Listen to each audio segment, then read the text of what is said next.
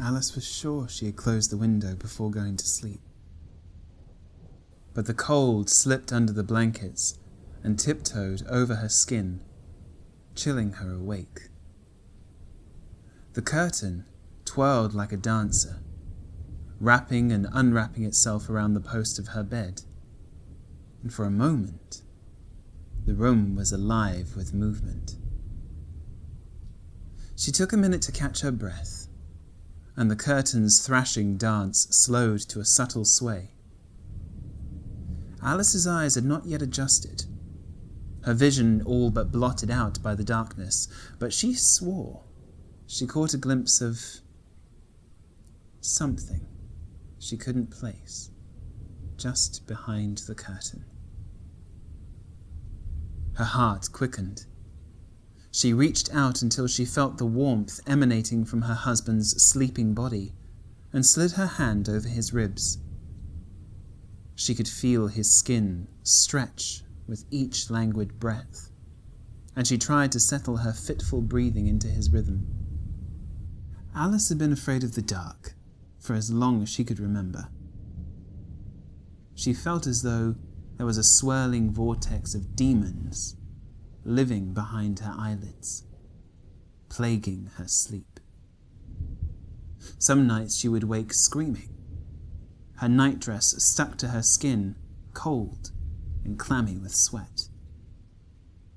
But Gabriel would simply hold her in his firm embrace until her trembling stopped. It was impossible for her to sleep without him. The weight of his arms and the steady beat of his heart when her head was pressed against his chest were the only things which could stem her anxiety come nightfall. He was always there, steady, constant, unchanging. As Alice's thoughts calmed and refocused back into the room, her eyes became accustomed to the darkness, and she could just make out the curves of Gabriel's face, his thick eyelashes twitching with a dream. The curtain billowed again, and the fabric whipped the bed frame with a crack. She dragged her eyes away from Gabriel, and the cold grip of terror clutched at her heart. A shadow was moving across the wall. She blinked hard, then opened her eyes as wide as she could, but even her sleep-dazed state and the darkness of the room couldn't convince her that this was just a trick of the light.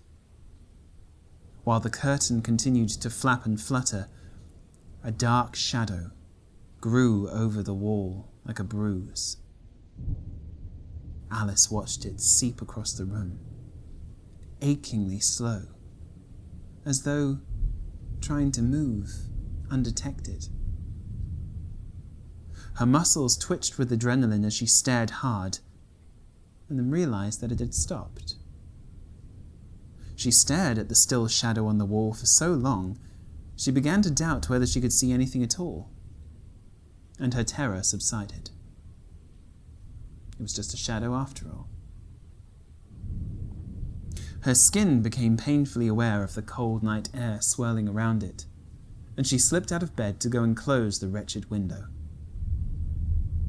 Alice turned to watch Gabriel as she pulled the flaking sash window down as gently as she could, hoping that the sharp scraping against its swollen wooden frame wouldn't wake him.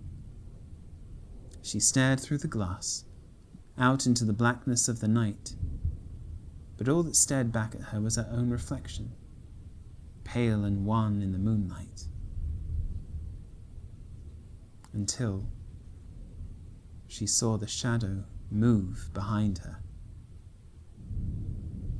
She dived back towards the bed and slid under the covers as quickly and quietly as she could, and squeezed her eyes closed so tightly she saw patterns dancing across her eyelids. The thundering of her own heartbeat flooded the room with noise, the thumping beats like footsteps pounding towards her. Eyes still squeezed shut, she shakily extended her hand, patting the mattress, searching for Gabriel. but he remained just out of reach, unaware of the unfolding terror around him.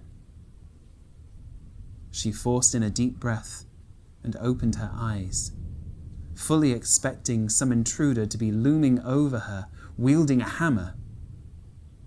But instead, the dark, disembodied presence was creeping up the wall and into a corner on the ceiling.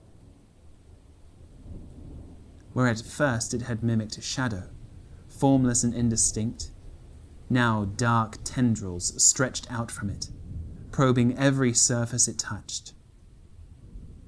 Alice whimpered, and the tendrils merged and snaked towards her. She clasped her hands over her mouth and swallowed the cry that threatened to escape. The shadow hesitated. In the silence, the presence moved more tentatively, swaying back and forth. The motion reminded Alice of a pet rat she used to have. Alice remembered how he used to stand, swaying back and forth in what she thought was some kind of peculiar little ritual, until she found out that he was nearly blind, and the swaying was a way of helping him detect motion. So she lay there, as still and silent as a corpse, convinced that whatever the shadow was, it couldn't find her if she stayed completely still. She watched the mass creeping toward her and tried to keep breathing steady, though her lungs were burning from hyperventilation. The dark expanse groped across the ceiling, pulsating as it inched closer and closer to the bed. It lingered directly above Gabriel. As black tentacles began to drip down the wall towards her sleeping husband, Alice couldn't take it anymore. Her fear boiled over into anger, and she picked up one of the books piled beside her bed and flung it with all her strength at the shadow.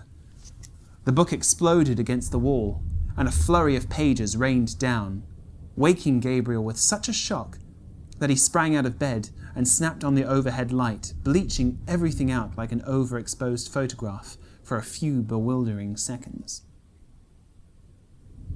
Alice shielded her eyes from the harshness of the light. Her body still pressed against the headboard, another book held tightly in her hands. When she uncovered her eyes, her gaze was still fixed on the ceiling directly above. Gabriel crawled over the bed, sat on his knees in front of her, took Alice's face gently in his hands, and turned her head down to face him. "What's wrong?" he asked, tilting his head to one side like a puppy. Glancing upwards at the ceiling to find nothing but the crack in the plaster that had been there since they moved in, he sighed sympathetically. "Look. See? There's nothing there." As Alice focused on her husband, her body stiffened. A nauseating fear bubbled in her stomach. She gasped, her breath stuttering as she did so. The face she was looking at was Gabriel's, without a doubt. But from it, staring back at her, were a set of dark eyes with smoky black tendrils wrapping around them.